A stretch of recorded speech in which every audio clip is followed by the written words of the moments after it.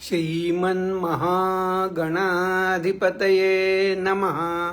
श्रीसरस्वत्यै नमः। श्रीगुरुभ्यो नमः। वक्रतुण्डमहाकाय सूर्यकोटिसमप्रभ निर्विघ्नं कुरु मे देव सर्वकार्येषु सर्वदा। गुरुर्ब्रह्मा गुरुर्विष्णु गुरुर्देवो महेश्वरा। गुरु साक्षात् परब्रह्म तस्मै श्री गुरुवे नमः। मूकं करोति वाचालं पंगुं लंघयते गिरिं यत्कृपातमहं वन्दे परमानंदमाधव। श्री स्वामी समर्थ महाराज की जय। श्री स्वामी समर्थ गुरुमाऊली की जय। श्री स्वामी समर्थ।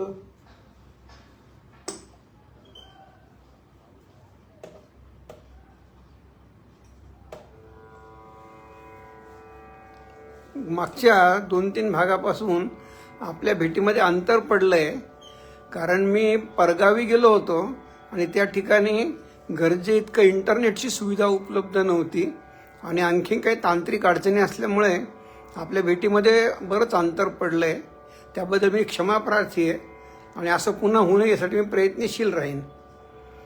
आज महत्त्वाची गोष्ट म्हणजे आपण मागे जे भगवान श्रीकृष्णाच्या लीलांपैकी गुरुशिष्य नातं हा जो आपला मूळ विषय आहे, महाभारतातील गुरुशिष्य, त्यामध्ये आपण भगवान श्रीकृष्णांनी जे देहरूप धारण केल्यानंतर देहमार्गे राहटताना म्हणजे कार्य करताना जे गुरुच्या स्थानी सांदीपनी ऋषींना बसवलं आणि सांदीपनी ऋषींकडनं भगवान श्रीकृष्णांनी विद्या ग्रहण केली, हे आपण बघत होतो। आता विद्या ग्रहण करण्याचं काम पूर्ण झालं। अवघ्या 64 दिवसामध्ये 4 वेद, 6 शास्त्रे, 18 पुराणे, 64 कला इत्यादी सगळ्या विद्या ह्या दोन्ही बंधूंनी ग्रहण केल्या। काय त्यांची अचाट ग्रहण क्षमता असेल! जे ज्ञान आपल्याला फक्त वाचायला समजायला ते लांबच राहिलं, अनंत काळ पुरणार नाही एवढं ज्ञान गुरूंनी देखील दिलं आणि शिष्याने तेवढ्याच तन्मयतेने ग्रहण केलं।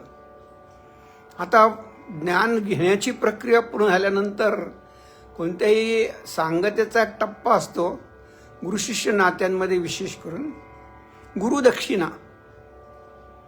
आता भगवान श्रीकृष्ण हे त्रैलोक्याचे स्वामी आहेत आणि सांदीपनी ऋषी हे ज्ञानांचे ज्ञानी महाज्ञानी आहेत।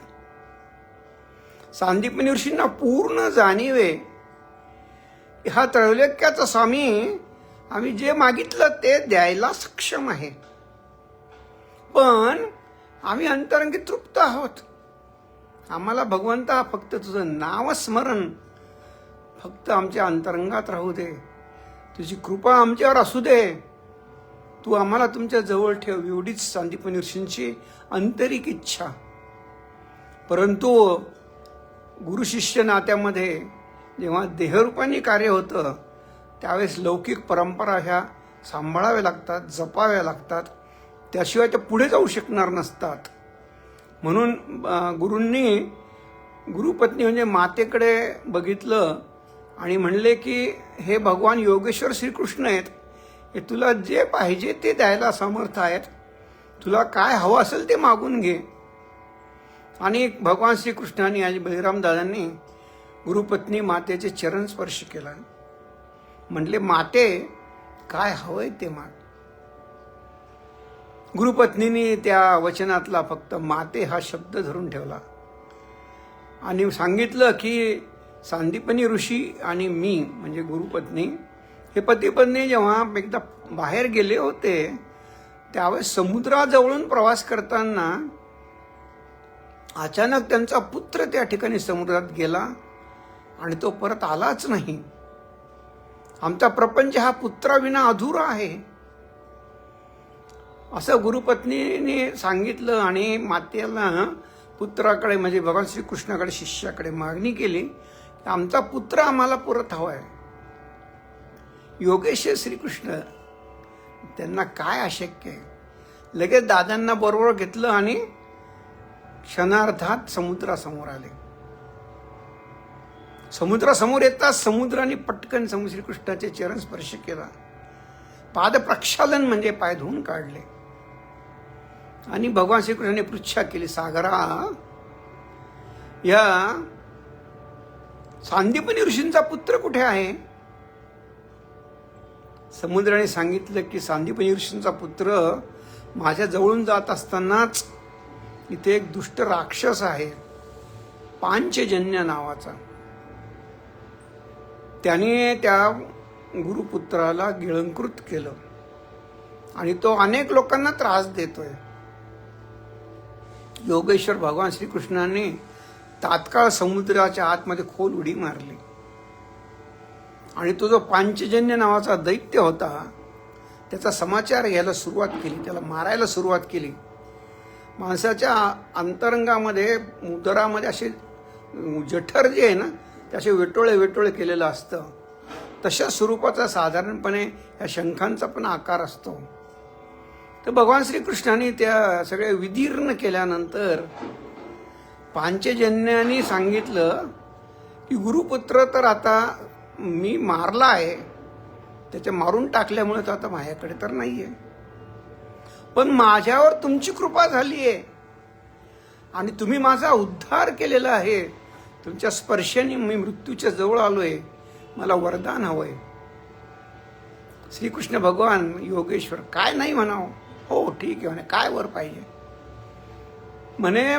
पांचजन्य हा शंख स्वरूप आहे ना म्हणे, माझ्यामध्ये पाणी घेऊन जोपर्यंत शाळीग्राम किंवा विष्णूला अभिषेक होत नाही तोपर्यंत तो अभिषेक पूर्ण होऊ नये. आणि म्हणून भाविक सज्जन हो, आजही भगवान विष्णूंना अभिषेक करताना शंखोदकेनं प्रोक्षयत म्हणतात. शंखाच्या उदकाचं प्रोक्षण केल्याने अपवित्र्याचं हरण होऊन पवित्रता त्या ठिकाणी येते आणि भगवान विष्णूला केलेल्या अभिषेकाची पूर्णता ह्या शंखाच्या उदकाने होते.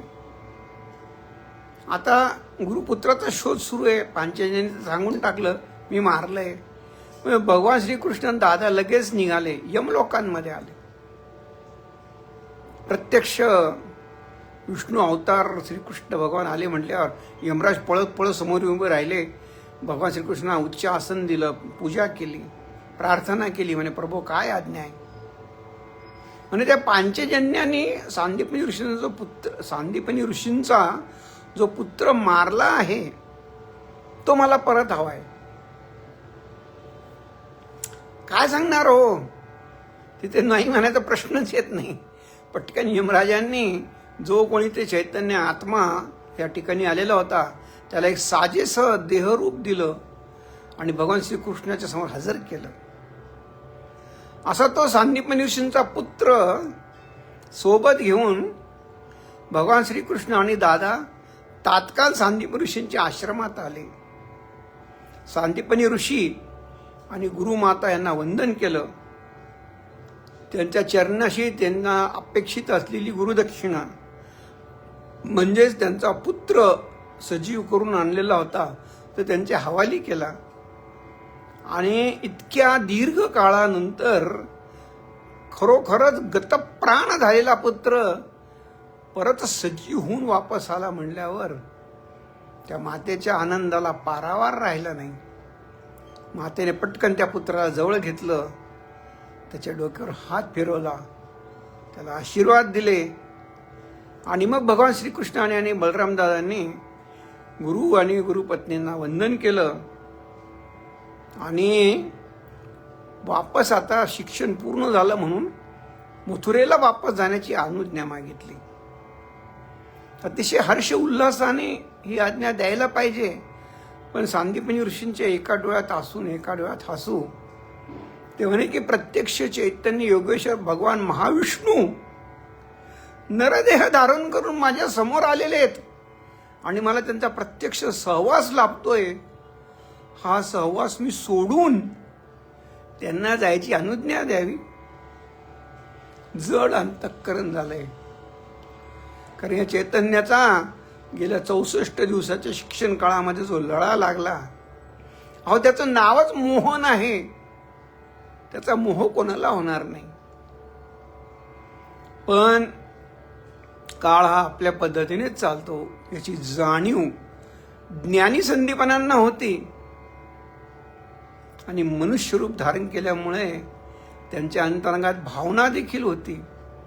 या दोन्हींचा समन्वय साधत हर्षाने सांदीपनी ऋषींनी योगेश्वर भगवान श्रीकृष्ण आणि बळीराम दादा यांना आता माघारी जाण्याची आज्ञा दिली.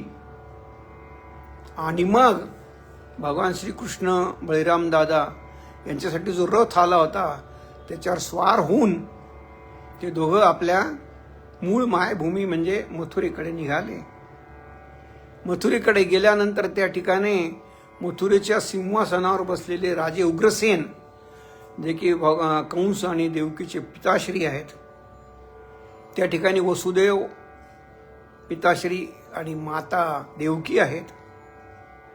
त्या ठिकाणी राजसत्ता राजपाट सगळं आहे. त्या ठिकाणी हे विद्या परिपूर्ण ग्रहण करून आलेले श्रीकृष्ण आणि बलराम यांचे यथोचित आनंदाने स्वागत करण्यात आलं.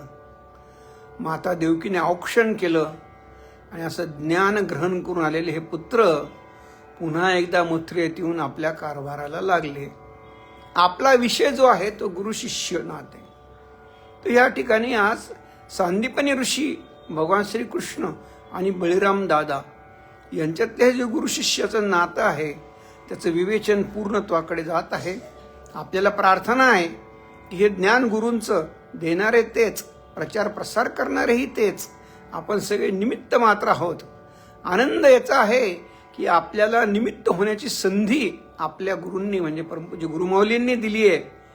ही भाग्याची गोष्ट आहे. येणाऱ्या एकादशीच्या दिवशी परमपूज्य गुरुमाऊलींचा अभिष्ट चिंतन दिवस आहे. पापमोचनी एकादशी या दिवशी परमपूज्य गुरुमाऊलींनी दिंडोरीमध्ये जन्म घेतलेला आहे. आणि त्यांच्या जन्माचा हा उत्सव साजरा कसा करायचा असेल? स्वामी सेवा करून. माऊलींना अभिप्रेत काय आहे की गावागावात केंद्र आणि घराघरात स्वामी. या प्रचार प्रसार कार्यामध्ये आपण आपल्याला झोकून द्यायचंय. माऊलींच्या कार्याचा प्रचार प्रसार ही सगळ्यात मोठी त्यांच्यासाठी असलेली भेट असेल. आपल्या शक्य असेल त्यांनी स्वामी चरित्र करावं. आणि माऊलींनी जे एक व्रत दिलेलं असतं सेवेकऱ्यांना की वर्षभराच्या काळात, मग आपण गुढीपाड्यापासून वर्ष सुरू करूयात, 100 स्वामी चरित्र, 100 सप्तशती आणि 100 रुद्र असं माऊलींनी 1 वर्षाचं टार्गेट आपल्याला दिलेलं असतं. तर त्या दिशेने माऊलींवर श्रद्धा ठेवून आपण वाटचाल करायला एक संधी या ठिकाणी गुढीपाड्यापासून म्हणजेच माऊलींच्या अभिष्ट चिंतनापासून येते. त्याचा यथायोग्य फायदा घेऊन या दिशेने वाटचाल करावी अशी मी आपल्याला प्रार्थना करतो. वाणीला विराम देण्यापूर्वी एकच विनंती आहे की हा व्हिडिओ शेअर नक्की करावा आणि हे ज्ञान इतरांपर्यंत पोहोचण्यासाठी आपला खारीचा वाटा उचलावा. आपल्याला याच्यात काही योग्य वाटलं असेल, आवडलं असेल, आपलं काही मत असेल, आपल्याला पटलं नसेल तरी हरकत नाही, कॉमेंट्समध्ये जरूर लिहा. कमीत कमी श्री स्वामी समर्थ एवढं तरी कॉमेंट्समध्ये अवश्य लिहा. मी आपल्याला उत्तर द्यायचा नक्की प्रयत्न करेन. वाणीला विराम. श्री स्वामी समर्थ. गुरुर्ब्रह्मा गुरुर्विष्णू गुरुर्देवो महेश्वरः गुरु साक्षात परब्रह्म तस्मै श्री गुरुवे नमः. श्री स्वामी समर्थ महाराज की जय. श्री स्वामी समर्थ गुरुमाऊली की जय. श्री स्वामी समर्थ.